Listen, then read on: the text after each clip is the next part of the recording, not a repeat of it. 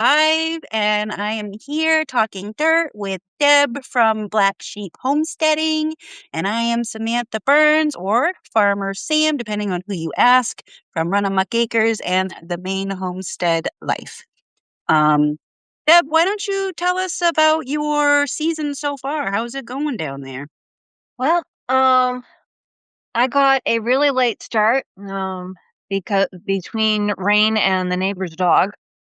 Um, and right now I'm looking at reclaiming one of our sheds that was a workshop and is now no longer a workshop.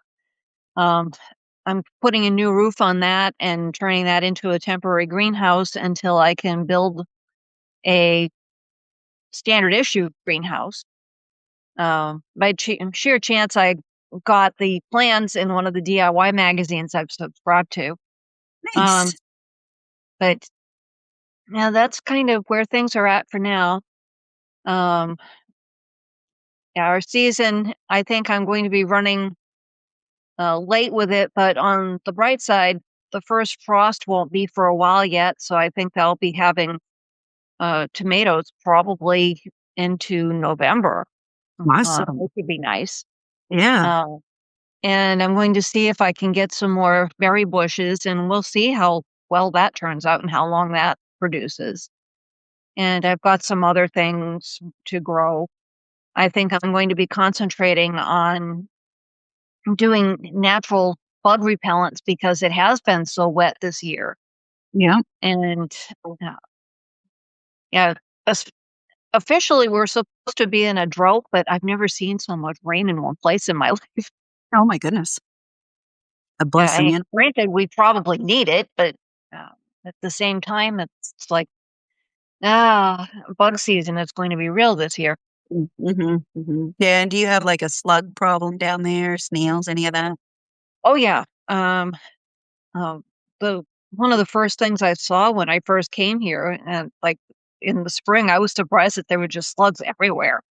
Mhm. So yeah, keeping that down to a dull roar will be interesting, I'm sure. Yeah. Uh, yeah, yeah, the wild, the chives that apparently were grown by the people who lived here before us have been coming up gangbusters. So we're going to have lots of chives. I'm going to Nice. have to figure out what to do with them. Oh my goodness, I just saw a post, I forget who it was by, but I'm sure if you search for it, you'll find it. They were infusing the chive blossoms in vinegar, and they're gonna make it, a chive vinegar to put on their cucumbers later this summer. Oh, that's handy. Yeah, and it's Oh, super easy. You just take all the blossoms and put them in your jar and pour the vinegar over it. I'm totally doing that one. okay. Well, that sounds like a try. I was considering getting a dehydrator and dehydrating the chives and like turning it into chive powder so I could like put it in, one of those little misty things like you use for the salt and the pepper. Yeah, yeah. Oh, yeah. And then just using that because that way, I can adjust the flavor on the chives Yeah. to how I would actually like it. Yeah, I like that idea too. Yeah, I was thinking I would do some in my new dehydrator that was gifted to me. The only problem with any of the chive business for me this year is that I had one big massive clump, and I just broke it up into a bunch of little clumps and spread it all over the garden. So I'm not quite sure how much I will get this year. They might need another couple of years to reestablish themselves, but then I'll have, you know, multiple big clumps that I can pull from. Well, I've got multiple big clumps already. I can tell you that the chives are like they're going gangbusters. Awesome. That's awesome. Yeah, uh, well, let me know what you do with it. I I forget who else it was. I want to say it was a Matt or a Max who was doing a lot of foraging this year, and I have been aspiring to do some foraging, but trying to fit any of that in around the sheep business and the garden business and and everything else has been challenging. Although I did just make a lilac simple syrup. Like I went and harvested a bunch of lilac blossoms because they're at peak right now, and I was like, oh, I'm gonna make lilac ice cream. Well, you have to snip every single floret off of the bunch, the Yeah. cluster. Yeah, because the green from the stems can taint the flavor, and make it bitter. And so if you're infusing the lilacs into cream to make ice cream, it's pretty, it would stand out. It would be too prominent. So I was like, okay, I had gotten about 2 cups of florets in my measuring glass. And I was like, yeah, no, I don't have the time or the patience to sit here and do this. So I'm gonna need to find foraging methods that are like efficient, you know what I mean, with my time. And a lot of the flower things, like if you're going to use violets or dandelions, you have to snip the green away from the flowers for everything. So it's very tedious. Yeah. Well, I would suggest embroidery scissors because they're small enough to get in there, especially with the smaller flowers. I would think embroidery scissors would do it because they're sharp enough. Either that or manicure scissors. Uh, And a stool. Sit down while you're doing it because you're going to be there a while. oh, yeah, you're going to be there for a while. That would be a really good front porch activity when it's raining Yeah. and when there's nothing else to do. Right. Exactly. I've done lilac lemonade and I really like that. And that one is less particular. Like I'll take the whole blossoms and I'll just put them in the Uh, container with the lemonade and just let it steep for, 12 to 24 hours and then strain it. And you've got like this super floral lemonade. And I really like it. It's very sweet though. So I was thinking, use it in a cocktail or a mocktail with some club soda would kind of dilute it a little bit and not be so super sweet. But it's an interesting flavor and I really enjoy it.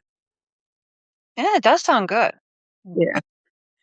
So that's what you've been up to down there. You got anything growing other than your chives? Let's see. We had the berries. The birds got those, so I'm going to have to get some more berries. Uh,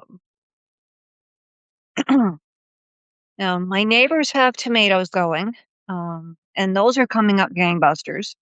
So I fully expect that when mine finally get around to coming up, they'll also be going about the same way. Um, let's see. I'm also going to be having some green beans, and like I said, those natural bug repellent flowers.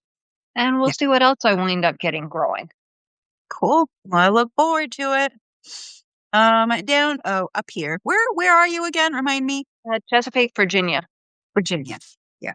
Okay. Well, up here in Maine, what have I been doing? I've got the sheep on the field finally. They've transitioned from their winter houses out to the field and I pulled the ram lambs off of their moms. Actually, it was just like 2 of them are ginormous, right? I don't know if I told you about this, but they're like they were still suckling their mom and she's kind of had like they're like almost as big as she is. They're like half her size, okay? And so then she clearly doesn't want them on her all the time.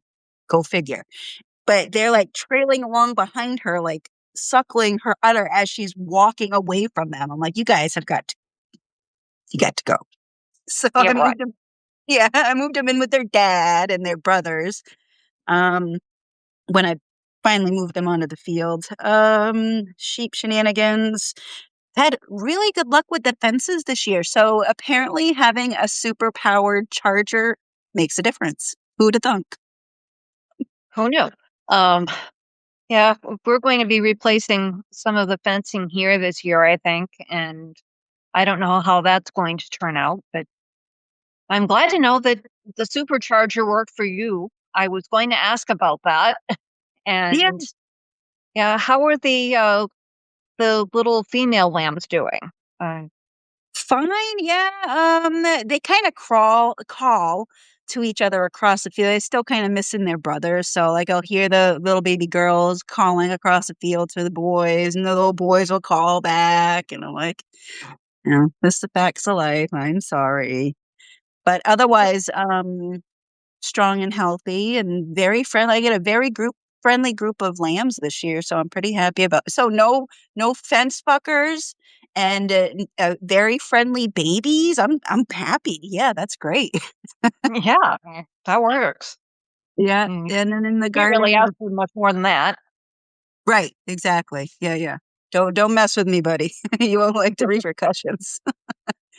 But the garden is coming along. Like it took a while to get that deer fence put up and then the gate situation. And then I was laying irrigation and I'm still kind of fiddling with my irrigation, trying to get it online as I'm planting tomatoes today. So I've got to find these little plugs that I had Mhm. that they go in the holes. So I'm repurposing irrigation I've used before. And it's got what do you call it? It has a main line, and then you put these pieces into it to put your drip tape onto that to feed the water down through each row. Well, I don't want my drip tape in the same place attached to the main line, and so I need to pull these adapters out and put a plug in there so that the water, stays where it's supposed to stay. But I can't find the plugs. I had them, and then I put them somewhere else, and now they're gone. I don't know where's Oh, I hate that. when that happens. Yes. Oh my goodness. And there's so many places here that if they could be. And so then I'm like doing that proverbial hunt, hide and seek thing. You're hunting all over the place for the one frickin' thing, which drives me bonkers. Um, but yeah, finally planting tomatoes and peppers today and everything else is, as much as I can stand, I guess. We'll see how far I get. Oh, yeah. Yeah. So yeah, I've been feeling kind of overwhelmed with all of it. Yeah, it's just a situation where there's more things to do than there is of us to do it. That's right. Yeah. And I've really had to take up doing some fairly interesting management techniques because now it's a situation where I've got to have the critters on a schedule and I've got to let himself know, hey, there is one of me and like 1,487 things to do around here. I'm not second cousin to an octopus. We could only wish. So, so by the time all was said and done, I wound up making a little plannerette. Um, I can print it out, fill it out, slap it up on the fridge. This is what I'm doing today. I used to have a great big like office supply whiteboard type thing that was filled out as a calendar or Yep. like a blank calendar kind of situation. But we found that that didn't work out too well because um, after it got filled up to a certain degree, it just kind of looked like gobbledygook after a while. So I'm thinking that the little plannerette page that can get slapped up on the fridge will hopefully work a lot better. We'll see. We can but hope. I did make. I originally was looking for it to. I was looking for beta testers for it at one point, and it got such a lukewarm reaction that I finally said to heck with it, and use it as a free resource now, and that's coming up. And it should have actually gone out about 15 minutes ago to the subscribers on Black Sheep Homestead. Uh, so we'll see what comes of it. Yeah. If somebody else can use it, have at it. If you can't, oh well. Wouldn't be the Right. first time I failed. Oh, I wouldn't say it's a failure. I mean, it's different strokes for different folks, right? Hmm. Just because it works for you doesn't mean it's going to work for someone else, and what works for me might not work for you. So yeah, I'll take you guys out to show you my chalkboard. Here, we're gonna go through the house. Don't mind the mess. Go. I don't know if I can turn this around. We'll see. Oh, I can. Look at that. Okay, well, you're in my house. Here is my chalkboard, and what? There, it's level. And kind of like what you're saying, it does end up looking a bit like gobbledygook after a while. Sorry, I can't hold my phone straight and talk at the same time. But I've got it broken up by um, category, and then I've got a weekly over here, and then I've got my to-do list, which I haven't updated today. That was yesterday's to-do list. And then over here, I've got Braytex. I try not to give him too much because he gets overwhelmed. But at the bottom, he's got like his weekly goals that I'd like to see him accomplish. And then he'll have like a couple of daily projects. And of course, he could fill in and do more if he wanted, but he's 19. And so he doesn't.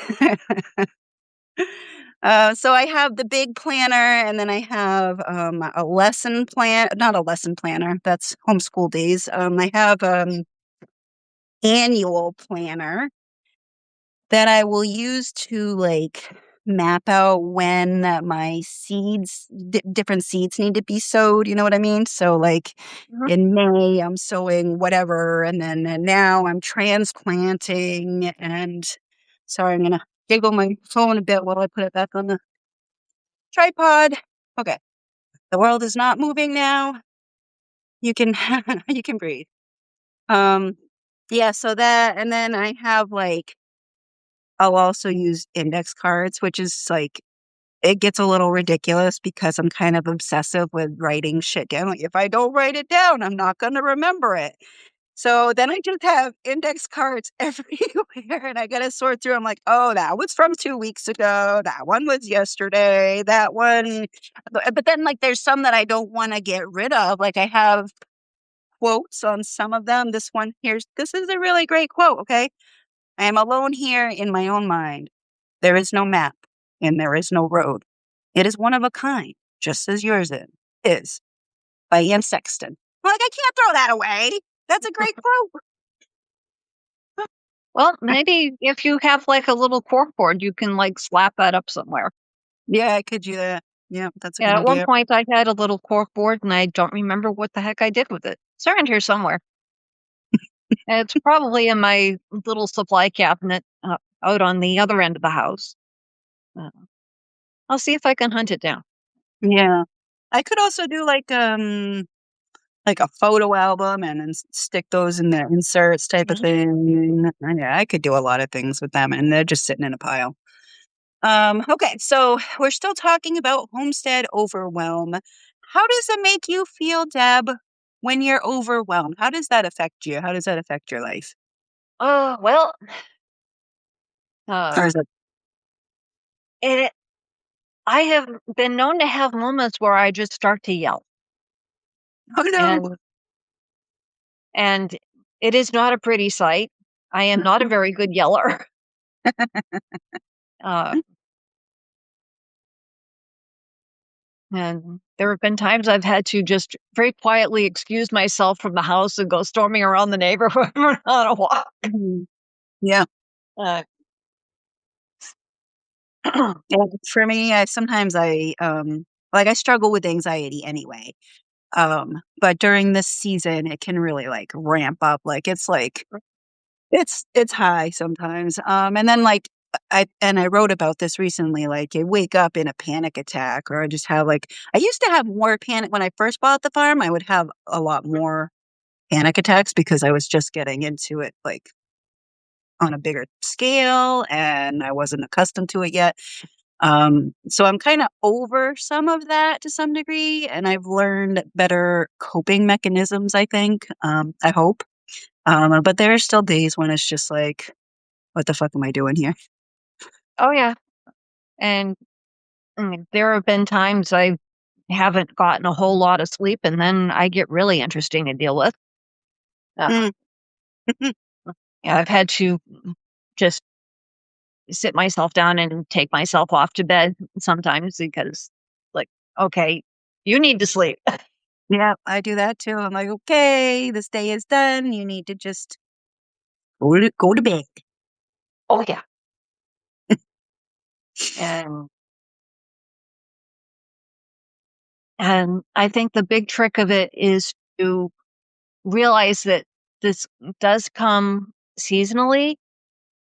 So I know now to let everybody know ahead of time, hey, this is my back crap crazy season. Um, Everybody just kind of like take a step back, wait your turn. It will be your turn again soon, but right now this is my turn. That's right. Yeah, my bestie messaged my sister on Facebook. They're not actually friends on Facebook. I'm not sure they like each other very much, which is okay. But anyway, so she hadn't heard from me for a while, and so she reached out to my sister, which is saying something, to check on me to see if I was okay. My sister had heard from me, and my sister was like, "No, I haven't actually, but it's planting season." So then she reaches out to me to make sure that I'm okay, and I'm like, "Yes, I'm fine. I'm just in the thick of it." Well, and also like I didn't get to garden last year. I didn't. It's been several years where I have been either, working part-time or doing gigs off the farm, and I haven't been able to like give the farm my full attention for several years. And so this year, now that Braytech is mature enough and working off the farm, it allows me, not to do that. So I'm just really enjoying it. Yeah, it's good. Well, that works. And whatever we can do, well, little things or big things to kind of ease the anxiety and stress and feeling like we've got 1,487 things to do. Yeah. And this one small concentrated block of time. And it doesn't always work that way because given projects take given amounts of time, and that doesn't always Jenga or puzzle real well into that block of time. And that becomes interestingly stressful. Right? Things always seem to take longer than you expect they will. Oh, yeah. And car mechanics will tell you that when they work flat rate versus how long it actually takes. And like a given thing, the flat rate manual may give a certain project like an hour or two, and in reality, it may take 5 or 6, but they're only getting paid for those 2 hours. Mm. Mm. And that doesn't work out so well. Right, right. And it's kind of the same way for us when we're trying to cook this, juggle that, plant the next thing. Uh, oh, drat, I forgot to do the laundry. Like, and then, wait a minute, where did all these freaking dishes come from? Yeah. Yeah, they just Yeah, that magically whole thing appear. just kind of like it congeals wrong. Yeah. Yeah, so strategies for dealing with it. Obviously, we can get more rest. I have a guilty secret. I take a daily nap on my lunch break. Um, 30-minute snooze right on the couch. Today, I went and laid down before our talk here, and two of the cats immediately jumped up and made themselves at home on my chest. I'm like, excuse me. Like, okay, you guys. Um, so that helps me a lot. Like I don't work through lunch. I'm gonna take a break, let my body rest and recover. I'm gonna eat some food, hydrate, have a cup of tea, and take my snooze. And that really helps give me a boost of energy for the afternoon. Um, so that's one thing I do. Some other things. What are some other things we can do when we're feeling overwhelmed? Ah, well, I find that no, if all else fails, sitting down with a cocktail helps. I actually recently gave up drinking. It just doesn't, my body doesn't feel as good anymore when I drink. Like, I really love a cocktail. And so I'm not going to say I'm never going to have one because I really like them. But they don't feel as good going into my body anymore. And I don't get the same kind of like feeling as I used to when I was younger. And so I'm like, I guess, Yeah. you know, I don't know. So I'm still kind of, I think this is like a little over 3 weeks now that I haven't had a drink. Yay me. But I do miss it. I don't know what that says about me, but I smoke plenty of weed, so that's a coping mechanism for me from like, my youth where I had a lot of trauma. I started smoking pot when I was younger, and it's helped me um, regulate my anxiety without having to have a prescription. I tried a prescription drug once, but it made me suicidal, and I was like, yeah, no, I'm not doing that. Well, So, okay, I can't really blame you there. right. And then the kids were little at that point. So, I was going through the mommy overwhelm and all of that. And I just had a terrible partner at the time. So it just and I'm probably still working through some of like my childhood traumas. Um, yeah. So when I got divorced, I took up smoke. He didn't like me to smoke, my first husband. Um, so when I got divorced, I was like, I'm doing this. And so now that's just Mhm. what I do. And I don't know that I'll give that one up. I like it too much. But anyway, If it's legal here in Maine, so if it works for you, have at it. right? That's right, and it's a natural thing, you know? Yes, I could be doing chamomile tea or something more socially acceptable, I suppose, but this is it. Hmm. So Yeah, so you that's can kind have of my your coping. yeah, you can have your weed, and I can have my glass of wine, and everything is copacetic. And That's right. You do you, I'll do me. So those are coping mechanisms, prioritizing your list. Right, is another one. If you're feeling that overwhelmed where you're having, like, panic attacks and stuff, you should really reevaluate your list and decide whether or not it's realistic. Um, Sandra says, "Good people smoke weed." Thank you, Sandra. Uh, um, what was I saying? okay, we were going off about reprioritizing our list. Yes. Yes, thank you. Reevaluating our list. Yep, and I'm already doing so it's like the beginning of June, and I'm already, like, looking at my list. I'm like, "What can I throw overboard because I'm kinda drowning here." And so if that's where you're at and that's what you need, I wouldn't feel guilty about that. We need to protect our mental health and our physical health, and if we're trying to do too much, we're gonna, A, run our bodies down, B, have psychological issues and not be able to be, all that we can be for our family or the people around us or our business or whatever it is. You're not going to be able to do what you need to do if you're in that mental state. Um, so yeah, don't feel bad about reevaluating that list. And, maybe if you have support, like, you've got himself, maybe someone else can pick up some of the stuff and help you out. uh, yeah, himself is better if I ask him about tech things and leave it at that. Whereas if it's something to do with the natural world, that's definitely my Oh, that's wheelhouse. right. The city boy.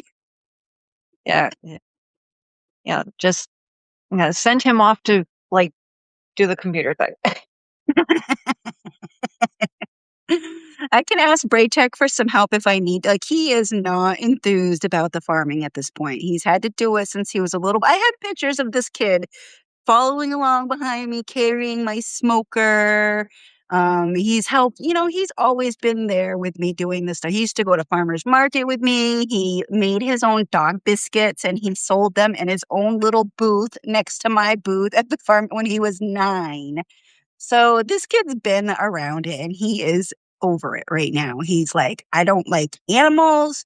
I don't like the outdoors. I don't want to do this. I think he is kind of like aiming toward, we're trying to get him a job at Hammond Lumber in Kingfield. And I think he would be better suited towards like an inside retail position. You know what I mean? Where he can like have his air conditioning, not have to work too terribly hard, still make his money, and I think he would be happy that way.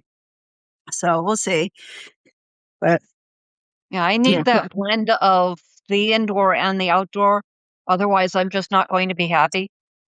Uh, same. Yeah. Yeah, don't keep me locked up inside. I can't do that. I go stir crazy. You won't like me. It's not fun. no.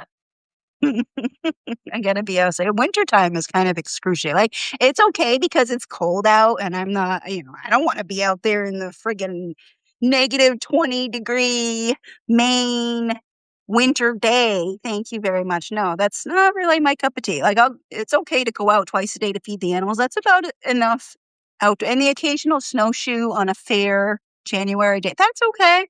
Yeah, but I don't feel the need to be skiing on slopes and whatnot in the middle Oh, of the no. winter. Yeah, no. Don't put me on a pair of sticks and send me down a hill. Yeah, I'd be uh, okay with going out to the workshop, assuming it was heated. Yeah, yeah. Yeah. Yeah, no heat, no, makes me very unhappy. Right, I'd work in my barn in the winter if it was heated, but it's not, so I don't. Well, we're just going to have to fix that someday. Someday I'll add it to the list. But Yeah, there we go. Yeah, just plop that on a list somewhere and forget all about it. that And makes then me feel one day take out this list, like, oh, well, Oh, look at all this yeah. food I never got to. I'm just gonna leave it for Braytech to do, like, that's my legacy. It's not the There farm you go. itself. It's not the conservation work, it's all these chores I've left for him. Oh, Well, there must be I have posted in my chat this week about self-care and, just trying to, like, see what some other people are doing, to take care of themselves so that I had a better idea of what I could do for myself. Um, Tim Connolly was gonna take a bike ride and go canoeing with his wife, which I thought sounded fabulous. I haven't been on the water in quite a while. I also have, like, a fear of water, so I don't really wanna be, out on the ocean or a big lake or anything, but, we used to do kayak rides down the Kennebec River over here, and it's very shallow and slow moving, so you're basically just sitting in the kayak. You don't really have to do much paddling, and it's just kind of like a river float, and it's very relaxing and and I do kinda miss that. That was, 2 or 3 boyfriends ago. I have to get my own kayak. ah, again, put it on the list. I kinda hesitate to make lists sometimes because I'm like, then I'd actually have to see all these things just, waiting for me, but anyway, Oh, what else? actually, if you call it the maybe list, maybe I'll get to it, maybe I won't. Yeah, Maybe that so way it yeah. won't be so bad. Yeah, then I don't have to have guilt about it. Exactly. There you go. Oh, goodness, what time are we at here? I can't see. According to my clock, it's a little after 1. Okay. We probably should think about wrapping it up. How about you go ahead and tell folks, what your offerings are and where they can find you. Okay, well, let's see. I've both of my Substacks are free subscription. There's Black Sheep Homestead, which focuses more on my work side, which is the homesteading. Um, Granted, right now it's on a little house lot, so It counts. I'm not working on a huge homestead. And I talk a little more about my sewing, such as it is. And I also talk about my planners. I make all sorts of those. I've currently got one planner and journal coming out very soon as I can figure out putting the rest of it together. And that is called Love Lies and Ledgers, which basically takes the baffling and the infuriating parts of relationships and makes it discussable with the appropriate professional on any average Tuesday. Um, that way you don't walk in there sounding completely off the wall. Um, let's see, I've got a free schedule um, for busy homesteaders or farmers. That is a printout that should be going out to all my subscribers. Should have gone out about half an hour ago, actually. Nice. Um, let's see. And that one's a freebie. All you need to do is screenshot it, print it out, slap it up on the fridge, and then fill it out from there. And let's see.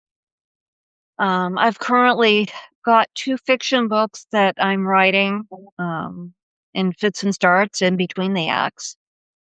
So now we all know what I'm doing at night while I'm up. And that's pretty much where things are at. We're right now. I'm just kind of waiting for everything to grow and come together, or waiting for supplies to show up. And like a whole lot right now seems to be do a few things, hurry up and wait for the next batch of things, and then do more things. Ah, I hate the hurry up and wait thing. It drives me nuts.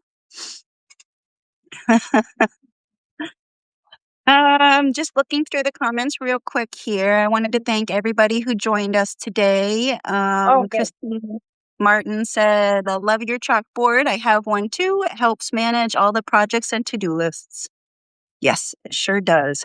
Um, I found that having the chalkboard or having a plan in general helps to stave off some of the overwhelm, because then I can be like, okay, this is what I need to be doing. And even if it feels like I'm not gaining, or if I feel overwhelmed, then I'm like, okay, well, I am achieving things because look, I've checked off this and I've checked off this and I've checked off this. So it does help.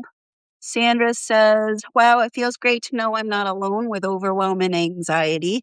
Definitely not, Sandra. I think we are all in that boat. And Sandra says, I do, you do, we all do. Yay.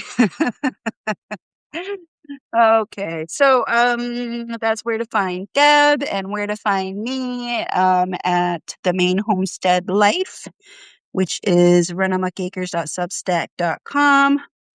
I am publishing twice a week on Wednesday, or sometimes it's Tuesday, sometimes it's Wednesday, sometimes it kind of depends on what's going on. But midweek, I try to send out like a how-to article under the umbrella, under the agricultural umbrella, um, or sometimes related to women or Maine, but some kind of like non-fictional article. And then Saturdays, I'm alternating between my farm updates and this new series that I've been working on called The Radical Act of Opting Out, um, which is just more detail about my journey giving up off farm work forever, because there's no going back now, and figuring it out. So folks can join me there and follow that story. Um, yeah, I guess that's it, Deb. Anything else that anyone have any questions? You can put them in the chat while you still have us. Um, any thoughts, Deb? Any final words? Not that I can think of. It's just uh, I'm just kind of listening to what's going on around me and thinking that it's probably about that time to let the dog out. Okay. Yeah, yeah. And I've got to get back to the garden, and I left the tomatoes sitting out there, so I've got to get them in the ground. But thanks Okay. again, everybody who joined us, and it was good to see you and talk with you, Deb. And you take care. Okay, you too. Have a good day, Sam. You too. Take care.